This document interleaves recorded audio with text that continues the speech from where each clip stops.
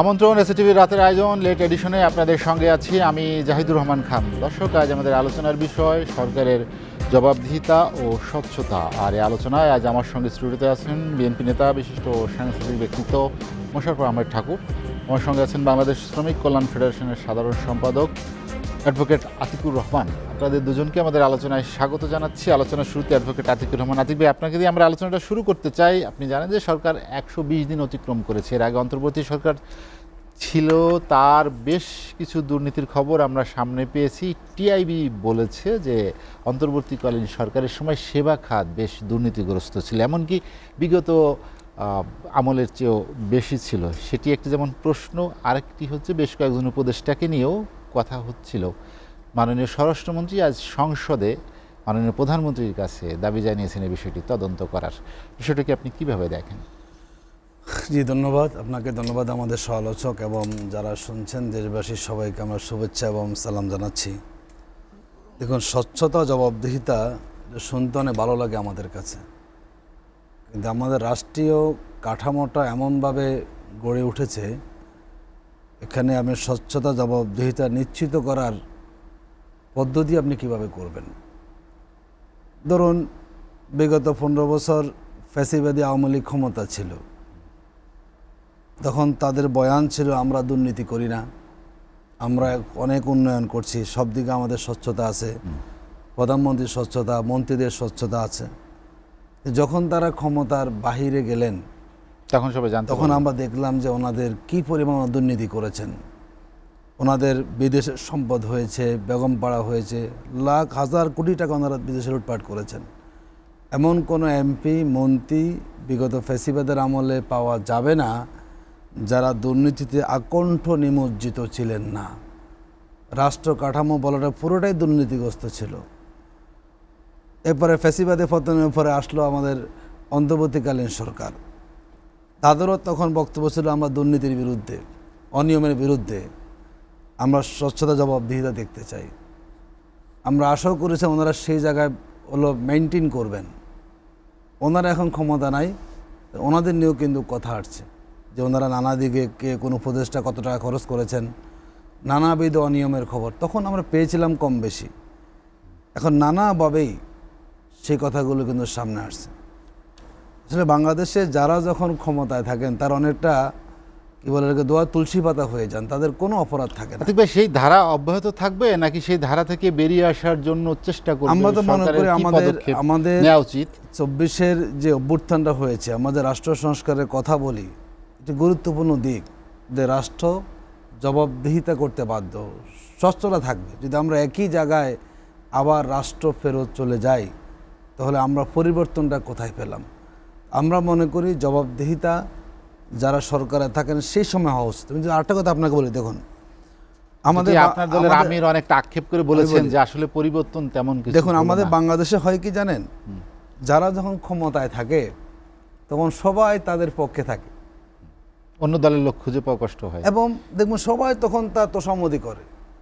যখন তার ক্ষমতা চলে যায় এবং অনেক অজানা বিষয় তখন যেটি আগে কেউ প্রচার করেনি তারা তখন প্রচার করে।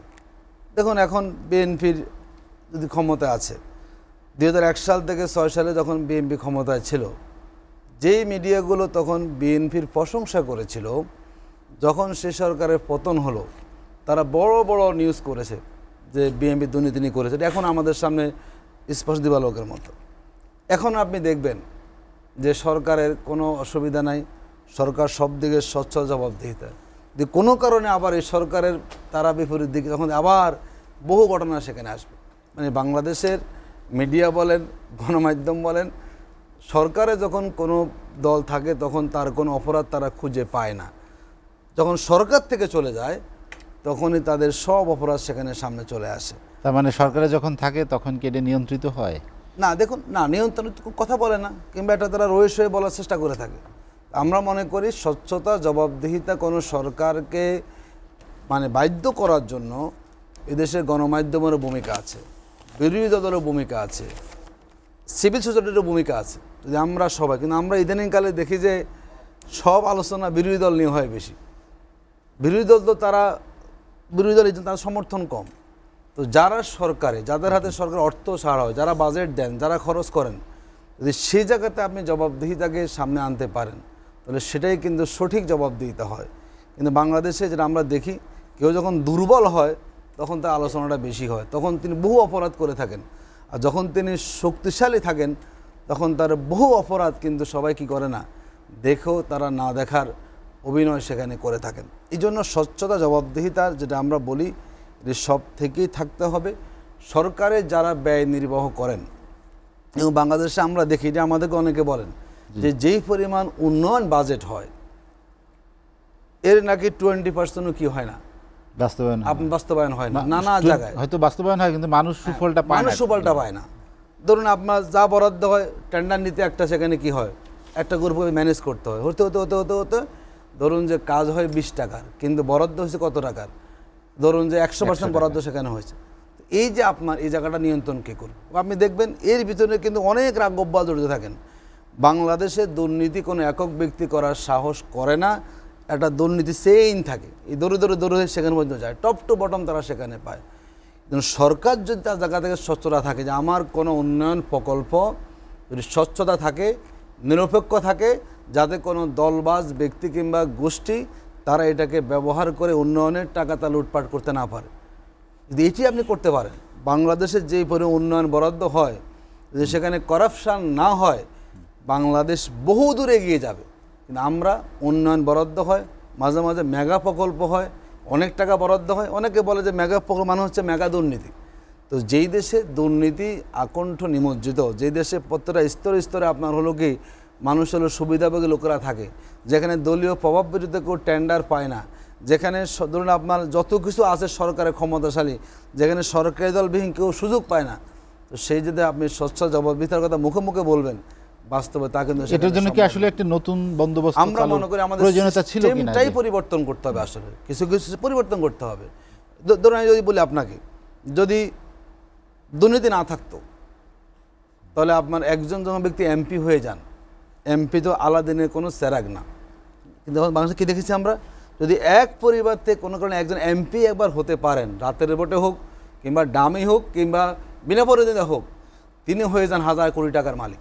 আমি কীভাবে হবে বলুন? একজন এমপিকে সরকার যে তার খরচ সম্মানে দিয়ে থাকে, এই সময় দিয়ে তার সহ কথা না। কিন্তু আমরা দেখি এমপি হওয়ার আগে তার হলফনামায় যে পরিমাণ টাকা থাকে, তিনি যা লিখে থাকেন, 5 বছর পরে এসে তার 100 গুণ পর্যন্ত বেড়ে যায়। তাহলে আপনি বলুন, ওই এমপির এমন কি ক্ষমতা আছে যেই ক্ষমতা বলে তার সম্পদ বাড়ে কয়েকশো বিঘা? তার মানে কি? নিঃসন্দেহে তিনি তার ক্ষমতায় থেকে এমন কিছু জায়গায় বাগ বাটারে অংশগ্রহণ করেছেন, নতুবা এমপির সম্পদ কীভাবে বাড়ে। অনেক জায়গায় কী দেখে জানেন, এমপির ওয়াইফের সম্পত্তি বাড়ে, মন্ত্রীর বাড়ে না, মন্ত্রীর শালিকার বাড়ে, তার শাশুড়ির বাড়ে, শ্বশুরের বাড়ে। তাহলে এটি কেন বলেন তো? তার মানে আপনি সম্পদ মন্ত্রীর অ্যাকাউন্টে তো সবাই নজর পড়বে, সুতরাং চতুর্দিকে আপনি সেখানে কী করছেন বলুন তো? বাংলাদেশে এখন পর্যন্ত কোনো রাজনীতিবিদের ব্যাপারে কি আমরা পেয়েছি তিনি এত টাকা মালিক হয়েছেন? ইদানিং আমরা দেখলাম আবার আমাদের এক মন্ত্রী বলছে, আমি তো আল্লাহ এমনি আমাদের সম্পদের মালিক বানিয়েছেন। তিনি দেশের বাইরে ছিলেন 6-7 বছর। আমরা দেখলাম যে আওয়ামী লীগের আমলে সবার ব্যবসা শেষ হয়ে গেল, তা উনি আবার বহু টাকা ওনার বেড়েছে। আমাদের প্রশ্ন আসে যে উনি ছিলেন দেশের বাইরে, ব্যবসা করার সুযোগ পান নাই, উনি এত টাকা মালিক কীভাবে হয়েছে জানি না। আচ্ছা, একটু আপনার সঙ্গে যোগ করি যে বাংলাদেশ জামায়াত ইসলামী একজন সংসদ সদস্যের ডিও লেটার নিয়ে বেশ আলোচনা এরই মধ্যে, যে তিনি তার মেয়ের নাম দুবার দিয়েছেন, অনুদানের টাকা 21 জনকে দেওয়ার কথা, তিনি তার নিজ ইউনিয়নে দিয়েছেন 9 জন বা 10 জনকে, এবং শ্বশুরবাড়ির যে ইউনিয়ন সেখানে দিয়েছেন 7 জনকে। এই টাকা এখনো ছাড় হয় নাই, টাকা দিয়েছেন তিনি। ওনার ফেস হতে অনিয়মটা ভুলটা করেছেন। জামাতে সে এমপি কিন্তু তিনি ঘটনাকে স্বীকৃতি দিয়েছেন, তিনি কিন্তু কি করেছেন এবং বলেছেন যে লুকোচুরি করেন নাই, ডিফেন্ডও তিনি করতে যান নাই। ইতিমধ্যে আপনারা দেখেছেন তিনি অন্যায়কারীকে তাকে তিনি ইতিমধ্যে সাসপেন্ড করেছেন এবং তাকে জামা সতর্ক করেছে। হয়তো এমপি ব্যস্ত ছিলেন, কেউ করেছেন কোনোভাবে। এখানে মাত্র 20,000 টাকার জন্য একজন এমপি তার সুনাম ক্ষুণ্ণ করবেন, এটি মনে করার কোনো সুযোগ নাই। কিন্তু কোনো একবার সুযোগ নিয়েছেন, এমপির অগোচরে করেছেন, এবং এটি এখনও টাকাও তো এখনও রয়ে গেছে, টাকা কেউ নেন, টাকা বন্টনও হয়নি, তো তালিকা করতে গিয়ে তো মিস্টেকটা করেছেন। ইতিমধ্যে আপনি দেখেছেন তাকে জামা সতর্ক করেছে এবং তিনি তার পিএস তিনি বহিষ্কার করে দিয়েছেন। তো এটা হয়তো কোনো একটা ভুল অনিয়ম হয়েছে, অনিয়মের তালিকাটা হয়েছে। কিন্তু জামাতের একজন এমপি এই 20,000 টাকার জন্য তারা একটা সুনাম ইচ্ছা করে তিনি ক্ষুণ্ণ করবেন, এটা আমরা মনে করি। তারপরে মনে করি এই জায়গাতেও সতর্ক থাকা প্রয়োজন ছিল। কারণ আপনি কোনো তালিকা জমা দিবেন, আদৌ সেখানে ভুল হয়েছে কিনা, এটা নিঃসন্দেহে একটা দুর্বলতা আমরা বলবো। হ্যাঁ, ভুল করেছে ফিএস, নিঃসন্দেহে ঠিক আছে, কিন্তু যেহেতু যে আপনি যে বললেন যে আসলে যখন যে বিশেষ করে ক্ষমতায় থাকে সুবিধাভোগী যারা, তাদের একটা আনাগোনা দেখতে পাওয়া যায়। অতীতের অভিজ্ঞতার আলোকে বর্তমানেও সেমন ব্যবস্থা প্রচলিত রয়েছে কিনা? তবে আমরা এটা বলতে পারি যে আমরা সতর্ক থাকি, এই ধরনের সুযোগ কেউ পাবে না। কারণ ইতিপূর্বে আপনি জানেন জামাত ইসলামের 2 জন মন্ত্রী ছিলেন, যদি 1 সাল থেকে 6 সাল, আমরা এখনও খুব গর্ব সহকারে বলি। এত কিছুর মধ্যেও যখন বারবার বাংলাদেশের দুর্নীতি চ্যাম্পিয়ন হয়েছিল, এই সময় আমাদের এই 2 নেতার বিরুদ্ধে কিন্তু কোনো 1 পয়সা দুর্নীতি কেউ প্রমাণ করতে পারে না। আমরা সতর্ক থাকার চেষ্টা করছি, যেখানে অনিয়ম হচ্ছে সংগঠন তাকে শোকজ করছে, জবাবদিহিতা আশা করি এই প্রক্রিয়া থাকলে সামনে এই ধরনের ভুলগুলো থেকে আমরা বেরিয়ে আসার সুযোগ আমরা পাবো। এবং স্বচ্ছ জবাবদিহিতা যেটা আমরা বলি, দেখুন জামাতের আমির বলেছেন স্পষ্ট করে যে জামাতে যারা এমপি হয়েছেন যাতে 5 বছর পরে কোনো এমপির 1 টাকাও সম্পদ না বাড়ে।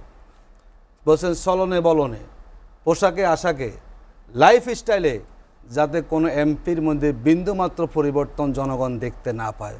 যেখানে দলীয় প্রধানের পক্ষ থেকে এরকম মেসেজ এমপিদেরকে দেওয়া হয়েছে, এবং আপনি জনগণ না চাইলেও জামাত ইসলামী তার এমপিদের থেকে হিসাব নেবে যে আপনি হলফনামায় কয় টাকা দিয়েছেন, এখন আপনার সম্পদ কতটুকু। সুতরাং যেখানে দলীয়ভাবে জবাবদিহিতা একটা দলকে এমপিকে করা হয়, আমরা মনে করি সেই জায়গায় সেই এমপি মানে তার সুযোগ গ্রহণ করবেন, সেই সুযোগ কমে আসে, সুযোগ নাই, বরং দলই তাকে সেখানে পানিশমেন্ট দেবে।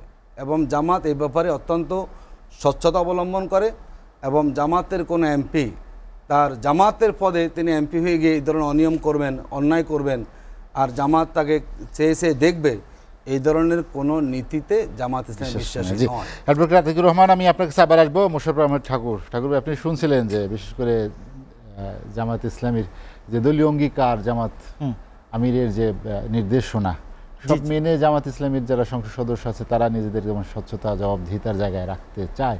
আমরা দেখলাম যে সরকারি দলেই সাধারণত এ ধরনের ঘটনায় বেশি ঘটে, ক্ষমতার অপব্যবহার, দুর্নীতিতে নিমজ্জিত থাকা, এরকম বেশ কিছু বিষয়গুলো সরকারি দলকে স্পর্শ করে। 4 মাসে বিএনপি আসলে তেমন কোনো আমূল পরিবর্তনের কোনো নির্দেশনা দিতে পেরেছে কিনা? ধন্যবাদ আপনাকে, আপনার দর্শক শ্রোতা, অপরবিজ্ঞ আলোচক অ্যাডভোকেট আতিক। দেখুন যে আপনি যত এতক্ষণ যে আলাপ করলেন, আলাপের মধ্যে আমি শেষ থেকে শুরু করি।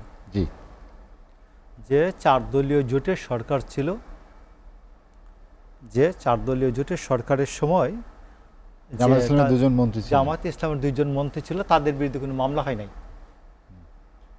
মামলা হয়েছে তো চট্টগ্রাম, এই যে কাফকো চট্টগ্রাম, ওই চট্টগ্রামের আরেকটা শিল্প মন্ত্রণালয়ের অধীনে, ওইখানে একটা ফ্যাক্টরি বিক্রি করার প্রশ্নে ওইটা কাইটে যারা লোহা বিক্রি করছে, ওখানে নিজামি ডিওনিয়া, নিজামি সাহেবের যা রিকমেন্ডেশনস, নিজ মন্ত্রণালয়ের রিকমেন্ডেশনস, এইটা নিয়ে মামলা হয়েছে। 1 নাম্বার 2, আপনি থানা কৃষি সম্প্রসারণ কর্মকর্তা 3,000,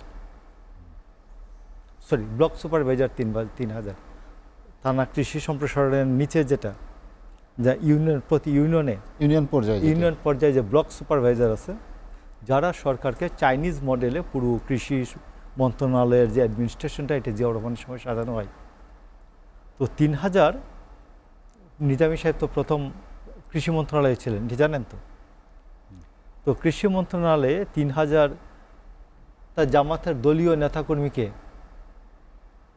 তাদের গ্রিন সিগন্যাল অনুযায়ী এই মৌখিক ভাইভা পরীক্ষার রেজাল্ট হওয়ার আগে তারা কি অফিসে বসে পড়েছেন, বুঝছেন? তো এইগুলো আমরা বলি না, ঠিক আছে, একসঙ্গে সরকারে ছিলেন তাই এতদিন বলেননি, এখন বলছেন কেন? একটা ইসলামী দল দাবি করে যে আমরা সৎ, আমরা মাটির উপরেও ব্যবসা করি, মাটির নিচে কবর থেকে জান্নাত পর্যন্ত ব্যবসা করি। দুই দিকে আমরা যেহেতু মাটির উপর পর্যন্ত ব্যবসা, আমাদের ব্যবসা মাটির নিচে সম্প্রসারিত না। তো আমি মনে করি যে এগুলো নিয়ে আর দুইটা লোক হাসিনা ফাঁসি দিয়ে মারছে, এদেরকে নিয়ে বাড়তি কথাবার্তা বলার দরকার কি?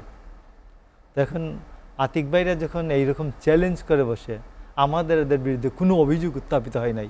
অভিযোগ উত্থাপিত হয়েছে তো, অভিযোগ উত্থাপন করলে এখনও অভিযোগ নিয়ে ঘাটাঘাটি করা যাবে।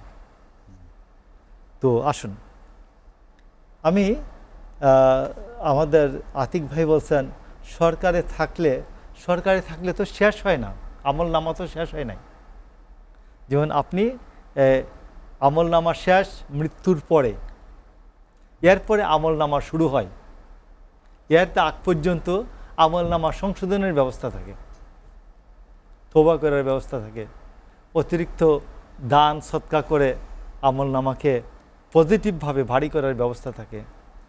তো এই জন্য যে পৃথিবীতেও প্রতিটা মানুষের যে রাজনৈতিক কর্মফল শেষ হওয়ার পরেই হিসাব হয়। তো আপনি দেখবেন যে এই কি বলে আজকে যে সালাউদ্দিন সাহেব যে আলোচনা করেছেন সংসদে, সংসদে এটা হওয়া উচিত। খালেদ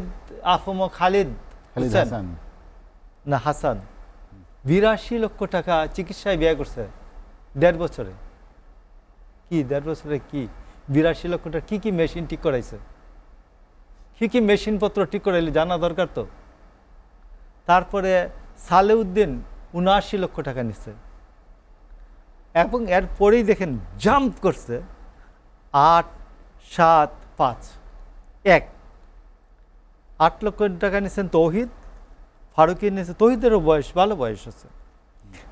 তারপর ফারুকি 7 লাখ, ফয়জুল কবির 5 লাখ, আর আলী ইমাম মজুমদার 1 লাখ টাকা নিয়েছেন। তো আমি মনে করলাম 5 লক্ষ টাকা স্ট্যান্ডার্ড হতে পারে। 5 লক্ষ টাকা ইভেন একটা বাইপাস সার্জারিরও 5 লাখ 7 লাখ টাকার বেশি খরচ না। তো খালিদ কি কয়টা হৃৎপিণ্ড কতবার উনি করাইছেন? 10 বার 20 বার করাইলেও তো 80 লাখ টাকা 82 লাখ টাকা লাগার কথা না। তো এইটা হচ্ছে খালিদ যদি এখনও থাকতেন ক্ষমতায়, এখনও খালিদ সম্বন্ধে এটা আলোচনা হতো না। যেহেতু এখন উনি হিসাবটা আসছে এই জিতে বের হওয়া সম্ভব, এই জন্য আলোচনা হচ্ছে। আপনি দেখবেন যে একমাত্র ব্যক্তি এই ডক্টর ইউনূসের উপদেষ্টা খালিদ প্রথম বলছিল আমরা 29 সাল পর্যন্ত আমরা ক্ষমতায় থাকব। মনে আছে কিনা? যে আমরা ইন্টারিম অন্তর্বর্তীকালীন সরকার, ওই সরকারি মেয়াদ ছিল 29 সাল পর্যন্ত, আমরা তো 29 সাল পর্যন্ত থাকতেই পারি। তখনকার উপদেষ্টা, স্বরাষ্ট্র উপদেষ্টাও বলেছিলেন যে, স্বরাষ্ট্র উপদেষ্টা আবার অন্যভাবে বলছে। স্বরাষ্ট্র উপদেষ্টা বলছে মানুষ তো বলে আমরা 5 বছর থাকি, 50 বছর থাকি। আচ্ছা ঠিক আছে, ইট ওয়াজ পলিটিক্যাল রেটরিক। বাট খালিদ তার বক্তৃতায় বলছেন, একটা জনসভায় অথবা একটা বড় বক্তৃতায় বলছেন যে আমরা তো 29 সাল পর্যন্ত থাকতে পারি, আমাদের তো এই ম্যান্ডেট আছে। তো আমি আপনাকে বলছি যে এই তৌহিদ, খালিদ আর সালেউদ্দিন আমাদের এক বড় মন্ত্রীর বন্ধু, এদেরকে একটা ইন্টারভিউ করা যেতে পারে এসএটিভি থেকে, যে ভাই কি মেশিনপত্র ঠিক করালেন, এত টাকা লাগে কেন? এখন যে আসছেন গত 4 মাসে কত টাকা খরচ করছেন, আর এর আগের 1.5 বছর কত টাকা খরচ করছিলেন, গভর্নমেন্টে আসার আগের 1.5 বছর কত টাকা খরচ করছিলেন। গভর্নমেন্টে থাকলে 82 লাখ টাকা লাগে, 79 লাখ টাকা লাগে, এর আগে তো করেন নেই। তো এই জন্য আমি আপনাকে বলছি যে আজকে সারাদিন দেখবেন যে আরেকটা বলা হচ্ছে, আমাদের বাংলাদেশে এডিপির গড় যে হয় বাস্তবায়নের হারটা অ্যারাউন্ড 47%। তো এই জন্য এখানে প্রায় 53% এডিপি গড়ে ফেরত যায়, মানে বাস্তবায়ন করতে পারে না। তো সেই ক্ষেত্রে এটা আমি মনে করি সরকারি দল বিরোধী দল এখন অত্যন্ত সুসম্পর্কে আছে। পার্লামেন্টে অনেক সুসম্পর্ক আছে, যৌক্তিক আলোচনা করছেন, যৌক্তিক সমালোচনা করছেন, যৌক্তিক সমর্থন দিচ্ছেন, সবই হচ্ছে আমি মনে করি। যেমন চায়না সফর নিয়ে যখন প্রধানমন্ত্রী আলোচনা করেছেন, আমাদের সবাই ধন্যবাদ প্রস্তাব এলজিআরডি দিয়েছে, মিনিস্টার যখন বলছেন একটা ধন্যবাদ প্রস্তাব হতে পারে কিনা, সবার আগে বিরোধী দলীয় নেতা বলছেন ইয়েস, আই ডু অ্যাগ্রি। আবার যৌক্তিক সমালোচনাটা যেটা আছে এটা করছেন, এটাতে আমি মনে করি এটাও ধন্যবাদ পাবেন যে সমালোচনা ইয়ে তো এই কি বলে যে আমাদের পাপেট গৃহপালিত বিরোধী দল হয়তো লাভ নাই। আমরা আশা করি যে তারা যৌক্তিক সমালোচনাও করবেন গভর্নমেন্টের, আর যেগুলো যৌক্তিকভাবে সাপোর্ট দেওয়া দরকার সেগুলোতে দিবেন। এবং আচ্ছা, আমি আরেকটা আজকে আপনার নজরে আনতে চাই, জি। আপনি দেখেছেন বিভিন্ন জায়গায় কলেমা খচিত পতাকা। আমি মনে করি এই বিষয়টা আমরা এটি আসলে বাংলাদেশের গত জন্য 54-55 বছরে আমরা ধরুন ছোটবেলা থেকে আমি বুঝি ধরুন অনেক এই বিশ্বকাপই 54-55 বছর ধরুন 12-13টা বিশ্বকাপ গেছে, কোনো বিশ্বকাপই তো দেখেন না। ইভেন এরশাদের সময় যে ম্যারাডোনার যে ঈশ্বরের হাতে গোল যেটা, এইটা আপনারা দেখার সুযোগ হয়েছে আমাদের অনেকেরই। এবং এই দিন ছিল 20শে ফেব্রুয়ারি 1986 সাল। তো 20শে ফেব্রুয়ারি 1986 সাল, এদিন আমরা সবাই শহীদ মিনারে ফুল টুল দিয়ে তারপরে গিয়া খেলাটা দেখলাম। দেখেন, মনে করেন দেখেন 3:30 না 4টার দিকে এই খেলাটা ছিল। তো এই জন্য আমি বলছি যে কোনো বছর এই রকম তো হয় নাই। এই এক লাইন কখনো আর্জেন্টিনা, ব্রাজিল সহ বিভিন্ন দলের পতাকা 1 কিলোমিটার ব্যাপী শুনছি, 1 কিলোমিটার ব্যাপী পতাকা বানাইছে অমুক দলের, ব্রাজিল, আর্জেন্টিনার, জার্মানি জমি বিক্রি করে পতাকা বানাইছে জার্মানি। অনেক আলোচনা হয়েছে, তারপর অনেক আলোচনা হয়েছে, পতাকা লাগাই থেকে পইড়া মরছে, এইটাও আলোচনা হয়েছে। কিন্তু আইসিসের মতো কলেমা খচিত পতাকা এটা তো কেউ কোনো সময় লাগায় নাই। এই পতাকা লাগানোর কারণ কি? Is it intelligence failure? তো আমি আপনাকে বলছি যে স্বরাষ্ট্রমন্ত্রী আপনি ইয়ে করেন, এই যে খালেদ, সালাউদ্দিন এদের এটা তদন্ত করেন, প্লাস এই যে এটা কি ইন্টেলিজেন্স ফেইলুর কিনা কলেমা খচিত পতাকা নিয়ে। কারণ আমরা একটা শার্প কূটনীতির উপর দাঁড়িয়ে আছি। আমরা কোনোভাবেই বলছি, আমরা আমাদের এই বিরুদ্ধে অভিযোগ দিচ্ছে বিভিন্ন ইসলামী ফোবিয়া কান্ট্রি, যে আমাদের বাংলাদেশ বিরোধী অনেক কান্ট্রি, যে বাংলাদেশে নাকি হামাস গড়ে উঠছে। শুনেছেন নিশ্চয়ই এই ঘটনাটা? তো আমরা বলছি যে বাংলাদেশ একটা মডারেট মুসলিম কান্ট্রি, একটা মুসলিম কান্ট্রি, একটা মডারেট মুসলিম কান্ট্রি, এবং এটা বিএনপি, জামায়াতে ইসলাম এরা সবাই মিলে একটা ভারসাম্যের অর্থনীতি, কূটনীতি, রাজনীতি আমরা করছি। এবং এই রাজনীতিটা করার কারণে বাংলাদেশ একটা শার্প কূটনীতিক লাইনে এগোচ্ছে। এই শার্প কূটনীতিক লাইনকে কেউ যদি বিচ্যুত করতে চায়, এটা বাংলাদেশ বিরোধী কার্যক্রম কিনা আমি মনে করি এটা খতিয়ে দেখা দরকার। মুসাম্মেদ ঠাকুর, আমরা একটা বিরতি নিব, বিরতির পরে আবার আসবো। দর্শক, লেট এডিশনে নিচ্ছি একটা বিরতি, ফিরবো শীঘ্রই, সঙ্গেই থাকুন।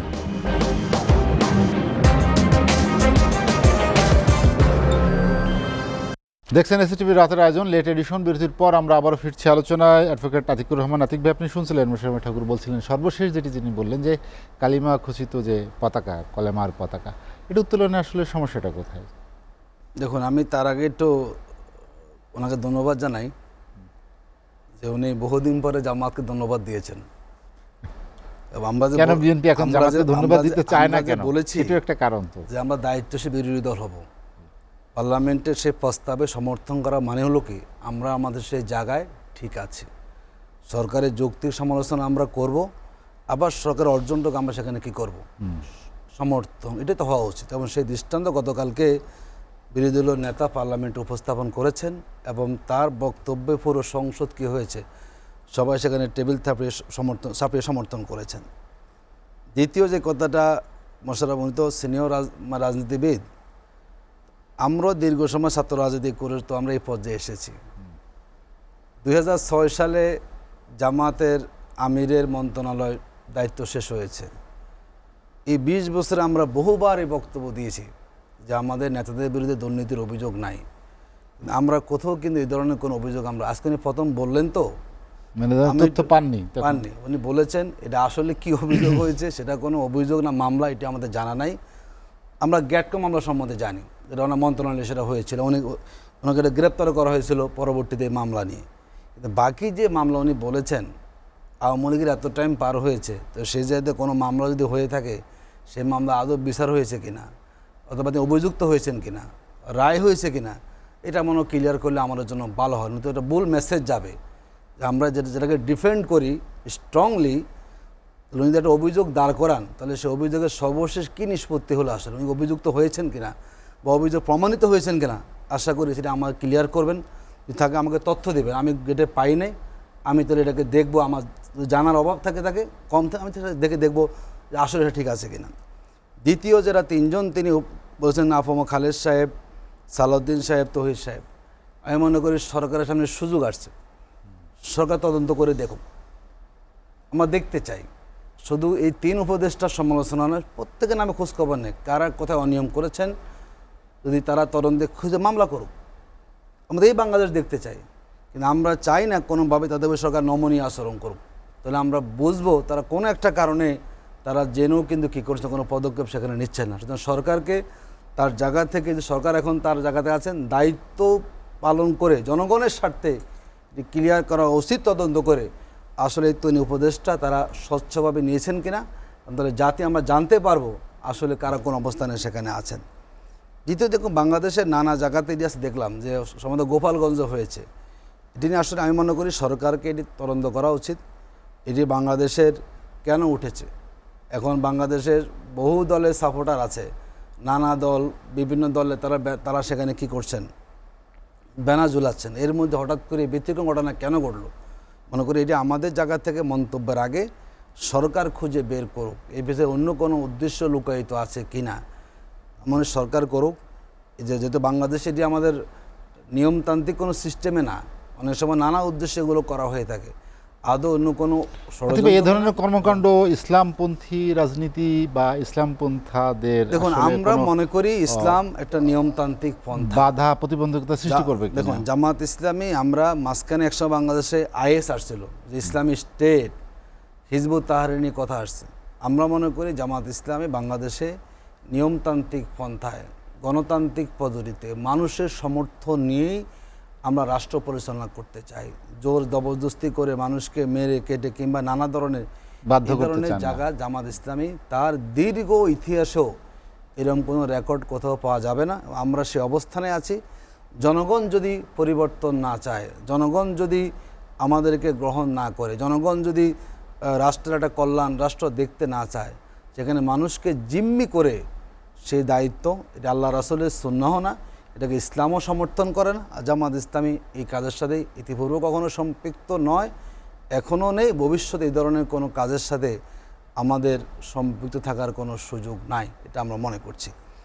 সরকারের দায়িত্ব সরকার খুঁজে বের করুক। একটি বিষয় কিন্তু পরিষ্কার হওয়া উচিত, কারা এই পতাকা উত্তোলন করলো, কেনই বা করলো। দেখুন আমি বলি, এই সময় বা কেন করা হলো। দেখুন বিগত আওয়ামী লীগের আমলে আপনি জানেন যে অত্যন্ত পরিকল্পিতভাবে বিরোধী দল কিংবা ইসলামপন্থীদেরকে দমন করার জন্য, তাদের বিরুদ্ধে ক্র্যাকডাউন পরিচালনা করার জন্য নানা ধরনের জঙ্গি খেলা হয়েছিল। জানেন বহু ঘটনা ঘটেছে। তো এখন বাংলাদেশের জঙ্গি নাই কেন বলেন তো? প্রতিদিন সমূহ বাড়িতে জঙ্গির আশ্রয়খানা হয়েছে, মানুষকে ধরে নিয়ে তাকে একটা মানে বিভিন্ন ধরনের আটক রেখে উনি জঙ্গি। তার মানে ওই সময় যে জঙ্গি কার্ড খেলা হয়েছিল, ওর ভিতরে রাজনীতি ছিল, যাতে অপোজিশন কোনো অবস্থা তৈরি করতে না পারে, জনগণের দৃষ্টিকে অলওয়েজ ভিন্ন দিকে নিয়ে যাওয়া। মনে আছে কিনা বাসা বাড়িতে ঠিকানা লেখা থাকতো, কে কোথায় আসতেছেন, আমার দেশে আমি থাকবো, সেখানে আমরা কি কোথায় আসলাম, আগে কোন বাসায় ছিলেন, কোন ভাড়াটিয়া ছিলেন, কে সন্দেহভাজন ব্যক্তি, কার দাড়ি ছোট, কে ব্যাগ নিয়ে ঘুরে, কার বাসায় কোনো মানে পানির স্থান নেই, মানে একটা মানুষের মধ্যে আতঙ্কিত পরিবেশ তৈরি করেছিল, মানে একটা গায়েবী অভিযোগ দিয়েছিল এবং আমাদের বাংলাদেশের সুনাম সুখ্যাতি নষ্ট করেছিল। তখন এটা আমার কাছে মনে হয়েছে, তখন এটাকে একটা রাজনৈতিক এজেন্ডা বানিয়ে বাংলাদেশকে বিশ্বের বুকে, যেখানে একটা মানে সেই তৎপরতা এখন অব্যাহত আছে। আমরা মনে করি সরকার এখন আছেন, যদি এখন গোয়েন্দা সরকার আন্তরিক থাকেন, তারা এটা খুঁজে বের করবেন কারো কোনো গোপন দূরভিসন্ধি আছে কি না এর পিছনে। আমরা সেটা সরকারের দায়িত্ব খুঁজে বের করা, কারণ নতুবা এটা আলোচনা বহু ডালপালা বিস্তৃত হবে। কম সময় সরকার বলুক যে আসলে এর পিছনে ভিন্ন কোনো উদ্দেশ্য এখানে আছে কিনা। জি ধন্যবাদ। জি আতিক ভাই, আমি আপনার কাছে আবার এরপর মোশাররফ ঠাকুর, আপনি শুনছিলেন যেটি আতিকুর রহমান বলছিলেন যে সরকারেরই দায়িত্ব এটি আসলে সঠিকভাবে তদন্ত করা এবং কারা করছে সে বিষয়টাকে, এবং কোনো রাজনৈতিক এজেন্ডা আছে কি না এর পিছনে, আপনি কি মনে হয়? না, এটা ঠিক আছে, এটা সরকারের যারা দায়িত্বে আছেন স্বরাষ্ট্র মন্ত্রণালয়, তাদেরই দায়িত্ব যে এইটার পেছনে কোনো দূরভিসন্ধি আছে কিনা, এটাকে বাংলাদেশে ধর্মীয় জঙ্গিবাদের উস্কানি, ধর্মীয় জঙ্গিবাদের তকমা বাংলাদেশকে দেওয়ার জন্য কেউ এই কাজ করছে কিনা এটা দেখা দরকার। এবং এই ক্ষেত্রে অপোজিশন সাহায্য করতে পারে। অপোজিশন আপনি স্বরাষ্ট্র মন্ত্রণালয়ের কথা বলেছেন, দেশের আইন শৃঙ্খলা পরিস্থিতি নানা কথা। আপনি জানেন যে সামাজিক যোগাযোগ মাধ্যমে একটি খবর বেশ চাউর হয়েছে, সেটি হচ্ছে তুরাগে লাশ ভাসছে। তুরাগে অবশ্য অস্বীকার করেছে পুলিশের সদর দপ্তর থেকে। না, এইটারও আমি মনে করি যে তুরাগে লাশ ভাসবে কেন, তুরাগে লাশ ভাসবে কেন? এটা যারই লাশ হোক, যে দলের লোকেরই লাশ হোক, এটা চিহ্নিত হওয়া দরকার। এটার মূল রহস্য উদ্ঘাটন হওয়া দরকার। এবং আমি আজকে বলি যে আজকে বেশ কিছু জায়গায় আলোচনা হচ্ছে যে জাহাঙ্গীরনগর বিশ্ববিদ্যালয়ে কিছু ছেলে মেয়ে পরীক্ষা দিতে পারছে না একটা দলীয় পরিচয়ের কারণে। আমি মনে করি যদি কারোর বিরুদ্ধে ক্রিমিনাল অফেন্স থাকে তাকে পুলিশ ধরবে, কিন্তু তার পরীক্ষা দেওয়ার অধিকার তো আপনি তাকে বঞ্চিত করতে পারবেন না, এটা কেউই পারে না। আমরা এরশাদের সময় জেলে ছিলাম, জেলেতে অ্যাডমিট কার্ড জেলে চলে গেছে, তারপরে আমরা আবার দেখা গেল যে পরীক্ষার আগে যে গভর্নমেন্ট ছেড়ে দিয়েছে, এসে আবার পরীক্ষা দিছি, ইয়ার থেকে জেলখানা থেকে অ্যাডমিট কার্ড নিয়ে আসছি। তো এই জন্য আমি আপনাকে বলছি যে আমি মনে করি যে মানুষের যে নাগরিক অধিকার, এই নাগরিক অধিকার কোনোভাবেই ক্ষুণ্ণ হতে পারে না। আপনার সংবিধানের 37, 38, 39 ধারা যেহেতু আছে, এখানে সংগঠনের অধিকার আছে, আপনার মানুষের চলাফেরার স্বাধীনতা আছে, বাক ব্যক্তি সংবাদপত্রের স্বাধীনতা, গণমাধ্যমের স্বাধীনতা সমুন্নত আছে। এই জন্য আমি মনে করি যে হাসিনা যা করেছে ঠিক অনুরূপ আমি তা করব, আমি তা মানি না, আমি তা করব না। আপনাদের অঙ্গীকারও আছে যে অন্তর্ভুক্তিমূলক একটি সমাজ, একটি অর্থনীতি এবং অন্তর্ভুক্তিমূলক সমাজের প্রশ্নে আপনি দেখবেন বেগম খালেদা জিয়া 2016 সালে বলেছেন যে অন্তর্ভুক্তিমূলক সমাজ, অন্তর্ভুক্তিমূলক নির্বাচন, রাজনীতি। এবং 2024 শেষে তারেক রহমান বলেছেন যে অন্তর্ভুক্তিমূলক সমাজ বলতে বিশ্বাসী অবিশ্বাসী সবার অধিকারই সমান থাকবে। 30 দফায়ও আছে, এটি একটি রেইনবো ন্যাশনের কথা। তো এই জন্য আমি আপনাকে বলছি যে কোনোভাবেই নাগরিক অধিকার ক্ষুণ্ণ করার প্রশ্নে আমি একমত নেই। এবং এইসব ক্ষেত্রে এইসব জটিলতা যেগুলো আছে, যে যাতে কেউই এটাকে নিতে না পারে, সুযোগ না নিতে পারে। হঠাৎ করে দেখা গেল যে আপনি ধরেন, আমি মনে করি যে আওয়ামী লীগ ছাত্রলীগের যারা পরীক্ষা আছে এদের পরীক্ষা দেওয়ার ব্যবস্থা করে দেন। যদি ক্রিমিনাল অফেন্স থাকে জেলে যাবে, কিন্তু পরীক্ষা দিতে হবে, পরীক্ষা দেওয়ার অধিকারটা তাকে বঞ্চিত করা যাবে না। তো এগুলোকে নিয়ে যেন কেউ যেন সুযোগ না নিতে পারে, এই জন্য আমি মনে করি পার্টি ইন পাওয়ার এবং অপোজিশন পর্দার আড়ালেও হতে পারে আলোচনা, পর্দার সামনেও হতে পারে, পার্লামেন্টে হতে পারে, এবং leader of the opposition, leader of the house, দুইজন আলাদাও আলোচনা করতে পারেন এইসব বিষয়গুলি আমরা কিভাবে করব। আমি তো দেশের স্থিতিশীলতা চাই।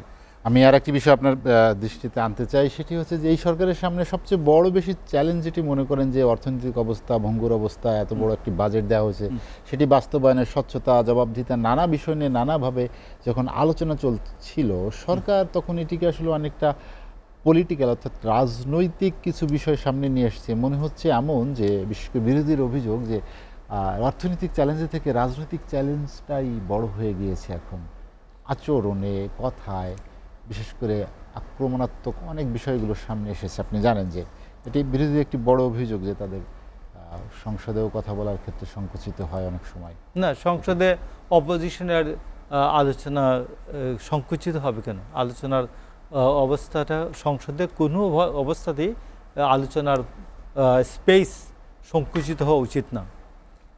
এবং আমি মনে করি যে আমাদের দুই স্পিকারকে দেখবেন আপনি পার্লামেন্টে, সরকারি দল বরঞ্চ বলে যে আপনারা চেয়ারে বসলেই বামপন্থী হয়ে যান, বাম দিকে বেশি তাকিয়ে থাকেন।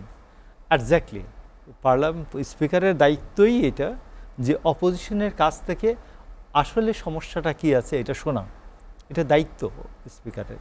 তো এই দায়িত্বটা আমি মনে করি সঠিকভাবে পালন করছেন। এবং অর্থনীতি এবং রাজনীতিকে এই মুহূর্তে কোনোভাবেই আলাদা করা যায় না।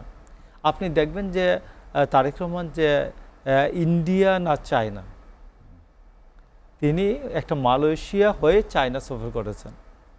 এবং এই মুহূর্তে আমি মনে করি ভারসাম্যপূর্ণ কূটনীতির ক্ষেত্রে এখানে অর্থনীতির প্রশ্নটা অনেক বড় জড়িত, যে ইন্ডিয়াকে স্পষ্ট বলা উচিত যে আমি চায়না থেকে যে সহযোগিতাগুলি নেই বা পাই, এই সহযোগিতা দেওয়ার ক্ষমতা তো তোমার নাই। যেমন চায়নার যে সারপ্লাস অর্থনীতির যে অর্থনীতি, এটা দিয়ে যে বাংলাদেশকে সহযোগিতা করার ক্ষমতা ইন্ডিয়ার নাই। টেকনিক্যালি যে প্রযুক্তিগত যে চায়নার যে সহযোগিতা করার ক্ষমতা আছে, এটা ইন্ডিয়ার নাই। তো সেই ক্ষেত্রে আমার কথা হচ্ছে যে চায়নার কাছ থেকে, চায়না আমাদের প্রতিবেশী রাষ্ট্র, ইন্ডিয়া আমার প্রতিবেশী রাষ্ট্র। চায়না আমাকে যে সহযোগিতাগুলি দিতে পারে আমি সেই সহযোগিতাগুলি নিব, ইন্ডিয়া আমাকে যে সহযোগিতাগুলি দিতে পারে যদি সে দিতে চায় আমি নিব। এবং সেই ক্ষেত্রে খুব স্পষ্টভাবে এটা গুনগুন করে মিনমিন করে বলার কোনো কিছু নাই, স্পষ্ট বলতে হবে এই আমার আমি ভারসাম্যপূর্ণ, তোমার বিরুদ্ধ তোমার বিরুদ্ধ তোমার, কিন্তু আমার সাথে চায়নার বন্ধুত্ব আছে, ভারতেরও বন্ধুত্ব আছে।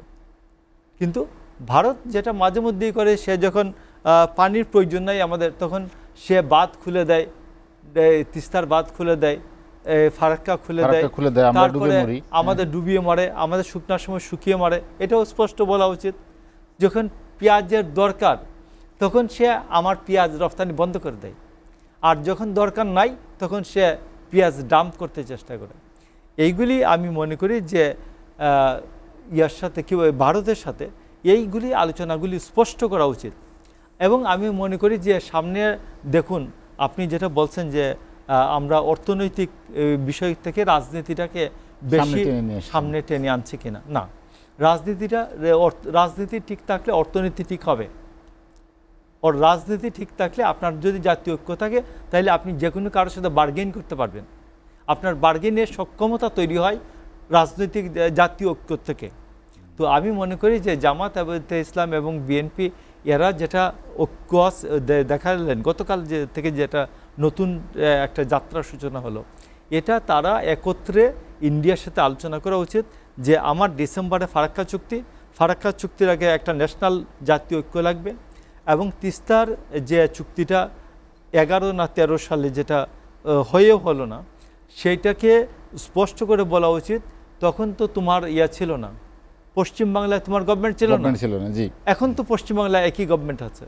তো এখন তুমি আমার সাথে এখন তিস্তা চুক্তি সেটেল করো, এবং আন্তর্জাতিক পানি প্রবাহ কনভেনশন যেটা আছে, শেখ হাসিনা যেটা স্বাক্ষর করলেন না ইন্ডিয়াকে খুশি রাখার জন্য, আমার মনে হয় ইমিডিয়েট অপোজিশনের সাথে আলোচনা করে আন্তর্জাতিক পানি প্রবাহ চুক্তি করে ফেলা উচিত বাংলাদেশের। মোশাররফ ঠাকুর, আমরা আর একটা বিরতি নিব, বিরতির পরে আবার আসবো। দর্শক, লেট এডিশনে নিচ্ছি আর একটা বিরতি, ফিরবো শীঘ্রই, সঙ্গেই থাকুন।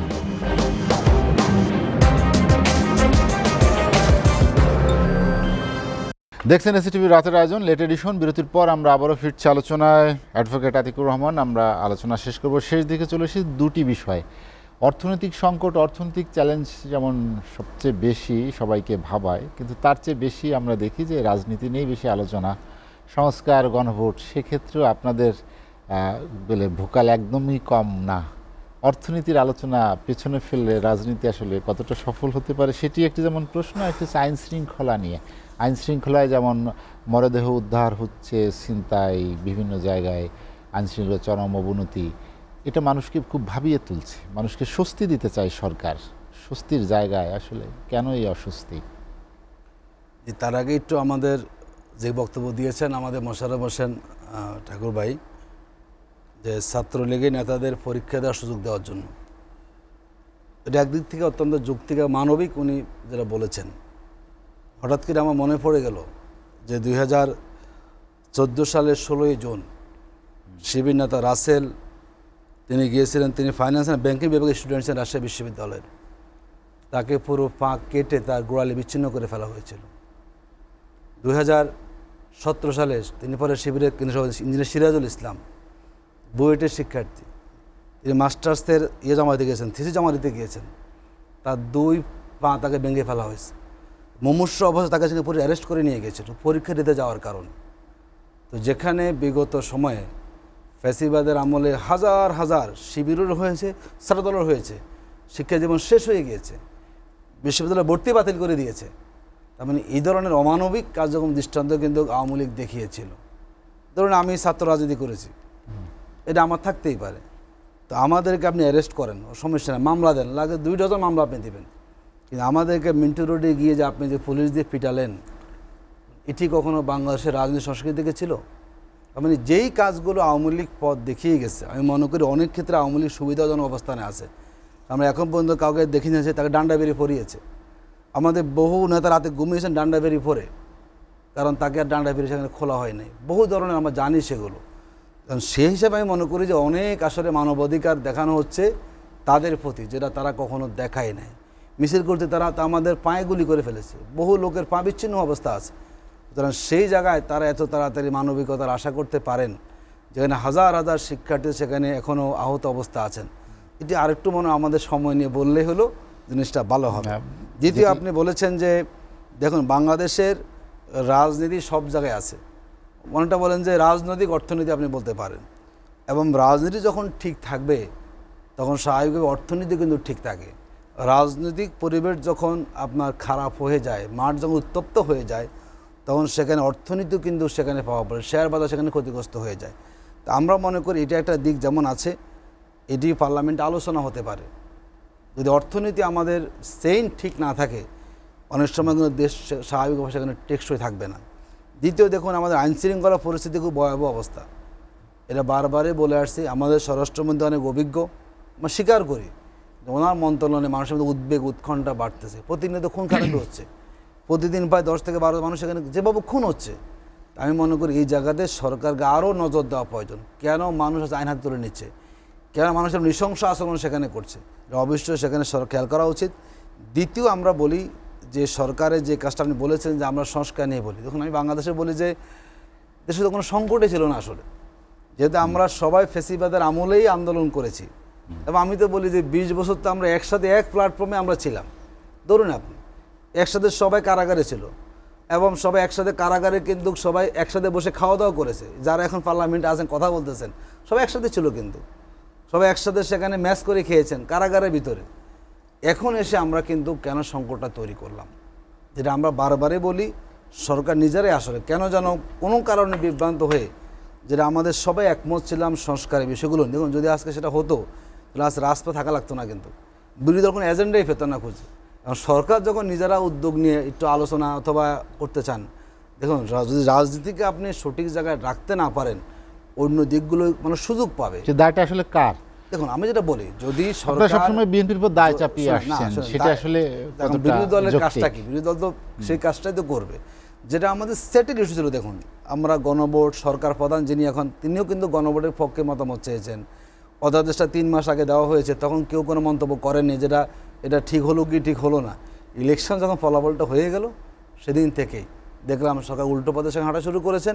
এখন পর্যন্ত জনমনে বিভ্রান্তি আছে, আদৌ আমাদের সেই গণভোট যেটি হয়েছে, যেই সংস্কারগুলোকে সামনে রেখে, যেহেতু সরকারি দল তারা সংস্কার পরিষদের শপথ গ্রহণ করেননি, আদৌ সরকার বসে তারা করবে, সরকারের ওয়াদা করবে। ইতিমধ্যে সুপ্রিম কোর্ট বিশেষ কমিটির ঘোষণাও দিয়েছে, ভেঙে দিয়েছেন। যেখানে আমাদের সংস্কারের পক্ষে মানুষ মতামত দিয়েছে, সেখানে আপনি সংশোধন করে এটাকে সমাধান করবেন, এই সমাধান কখনো টেকসই হবে না, এবং খুব অল্প সময়ে আবার এই সংকটগুলো তৈরি হবে, মানুষ আবার নিরাপত্তাহীনতায় ভুগবে। আমি মনে করি সরকারকে, তারা ক্ষমতায় এসেছেন, তাদের 50% সমর্থন, তারা কিন্তু কম না। যদি তারা সঠিক পথে হাঁটেন, তারা জনগণকে সম্মান করেন, যে জনগণ আমাকে 50% ভোট দিয়ে ক্ষমতা এনেছে, তারাই তো 70% গণভোটে ভোট দিয়েছে, আমি তাদেরকে ইগনোরটা কেন করি? এবং তাদেরকে সম্মান দেখালে বলেন সরকারের সমস্যাটা কোথায় বলুন তো? আমি দেখি না তো কোনো সমস্যা। এটা মানলে আমরা ক্ষমতা চলে যাব? তারা তো ক্ষমতা 5 বছর আছে, যদি তারা আমাদেরকে সুশাসন দেয়, ভালো কাজটা করে, তার অভিজ্ঞতা আছে, তো এই বয়টা কেন বলুন তো? জামাত তো মাত্র 68 আসন পেয়ে আমরা পার্লামেন্টে আছি। যদি সরকারের তার উদ্দেশ্যটা মহৎ থাকে, ওনার সব মেনে নেন যে আমরা মনের দিক থেকে আমরা আসলে ভালো কাজে আমরা করতে চাই, যদি আমি ভালো কাজটা করতেই চান, তাহলে সংস্কারটা মেনে করলে অসুবিধাটা কোথায়? কেন আপনি আমাদেরকে আমাদের কোর্টে দিয়েছেন, কারণ আপনি বল ঠেলে দেবেন আমার কোর্টে, আমি খেলবো না, আমি খেলবো তো সেখানে। আমরা সেই কাজটাই করছি। বিএনপি তো সংস্কার আমরা চায়। জনমত তৈরি করছি এবং এই 70% মানুষের আমরা কথা বলছি। এই 70% মানুষের যে ম্যান্ডেট তারা দিয়েছে, যে পরিবর্তনের পক্ষে, সংস্কারের পক্ষে, রাষ্ট্র কাঠামোকে সংস্কার করার জন্য, যাতে করে রাষ্ট্রটা আমাদের একটা মানে ব্যালেন্স থাকে, ক্ষমতা ভারসাম্য থাকে, যে আমি সেটা করতে চান, আমি মনে করি যদি করতে, আপনি কেন করতে চান না, আপনি আপনার মতো করে কেন করবেন, কেন সংকটটাকে আমি জিয়ে রাখছেন? আমরা মনে করি বাংলাদেশে বহুবিধ ষড়যন্ত্র হচ্ছে, আমাদের সীমান্তে পুশিন হচ্ছে, রেগুলার প্রায় বর্ডার কিলিং হচ্ছে। এবং আমরা দেখলাম এখন বাংলাদেশে একজন হাই কমিশন এসেছেন, তিনি মন্ত্রী মর্যাদায় এসেছেন এবং তিনি এসে বলেন যে 160 কোটি মানে এক হইতে চাই। এই যে বহুবিধ আন্তর্জাতিক ষড়যন্ত্র কিন্তু আমরা পড়ে যাচ্ছি পাই।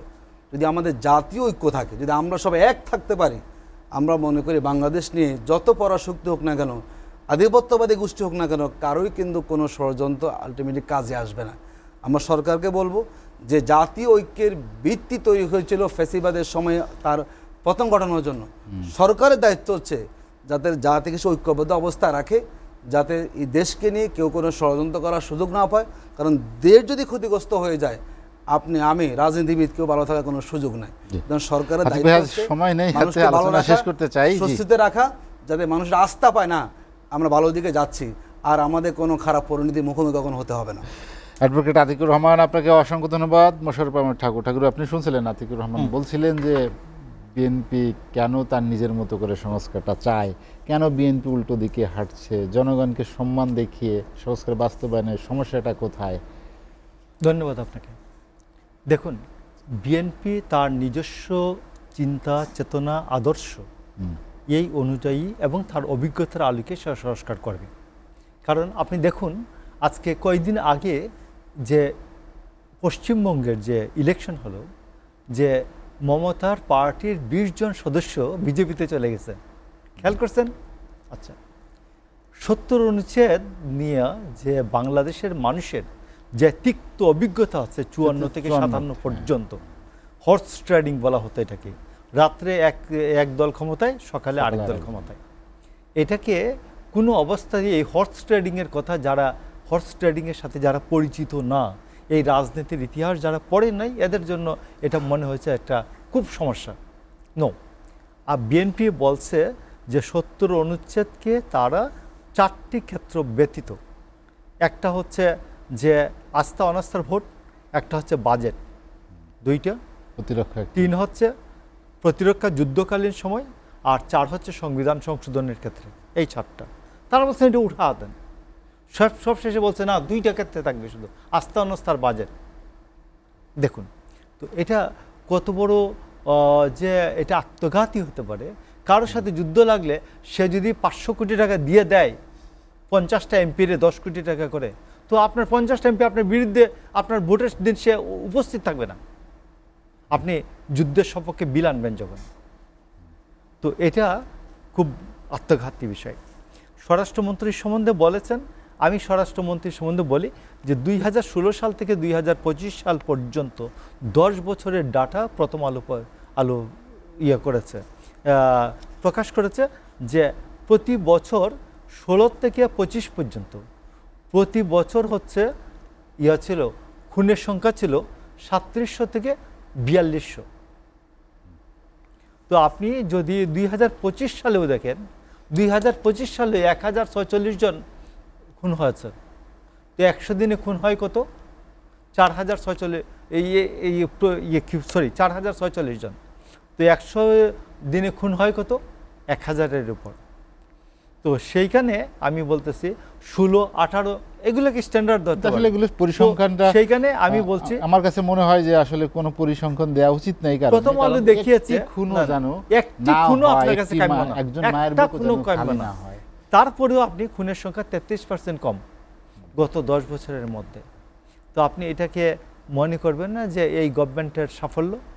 33% খুন কমেছে 10 বছরের মধ্যে, 10 বছরের যে কোনো বছরের পরিসংখ্যানে। আচ্ছা, আরেকটা হচ্ছে আমি আপনাকে বলি, হাই কমিশনার মন্ত্রী পদমর্যাদা দিয়েছে, তো বাংলাদেশের পদমর্যাদা, এটা আমার জন্য তো কোনো সমস্যা না। বাংলাদেশের মর্যাদা বেড়েছে। নজরুল ইসলাম খানকে কুয়েতের অ্যাম্বাসেডর যখন ছিলেন, তিনি 3 দেশ দেখতেন, কাতার, কুয়েত আর দেখতেন বাহরাইন। 3 দেশ দেখছেন ওনার ছিল মন্ত্রী পদমর্যাদা, তো মন্ত্রী পদমর্যাদা, ওর মন্ত্রী পদমর্যাদা ইন্ডিয়ার কাছে। আমি যখন ডেকে পাঠাবো, আমি হাই কমিশনার হিসেবে ডেকে পাঠাবো। কথা আমি ক্লিয়ার করতে পারছি? আমার কাছে এটা কোনো বিষয়ই না, আমার কাছে সে হাই কমিশনার। তবে হাই কমিশনার যখন মন্ত্রী পদমর্যাদায় থাকেন, তখন রাষ্ট্রের পক্ষে যে কোনো চুক্তি সই করতে পারেন, ওই মন্ত্রী লাগবে না। কিন্তু বাংলাদেশের গুরুত্ব বাড়ে একটু। ইন্ডিয়ার মন্ত্রী লাগবে না, তখন ইন্ডিয়ার হাই কমিশনার যদি মন্ত্রীর পদমর্যাদা হয়, তিনি তার রাষ্ট্রের সপক্ষে তিনি চুক্তি সই করতে পারেন। তো এইটা আরেকটা কথা বলি যে এই আপনার দেখেন দুটা হত্যাকাণ্ডের কথা বলি, একটা হচ্ছে আবরার ফাহাদ হত্যাকাণ্ড, একটা হচ্ছে বিশ্বজিৎ হত্যাকাণ্ড। এই দুই হত্যাকাণ্ডের উনি তো হাইকোর্টে রেগুলার আছেন, আইনজ্ঞের লোক, তো প্র্যাকটিসিং লয়ার। তো প্র্যাকটিসিং লয়ার আবরার ফাহাদ হত্যাকাণ্ডে হাইকোর্টের সেই খুনিদের লয়ারকে শিশির মনির। ছাত্রলীগের দ্বারা যারা খুন হয়েছে, শিবির দাবি করে তাদের লোক খুন হয়েছে, তো খুনিদের লয়ারকে, জি, খুনিদের লইয়ার শিশির মনির। তাইলে বোঝা যায় ওই যে হেলমেট বাহিনীর শ্রদ্ধাবরণে যারা কৌশলগতভাবে ছাত্রলীগের আশ্রয় ছিলেন, বললেন যে আমরা কৌশলগত কারণে ছাত্রলীগের আশ্রয় ছিলেন, এরা সবাই শিবিরের লোক এবং এরা সবাই ছাত্রলীগে ডুবানোর জন্য এই অপকর্মগুলি, বড় বড় অপকর্মগুলি তারা করেছেন।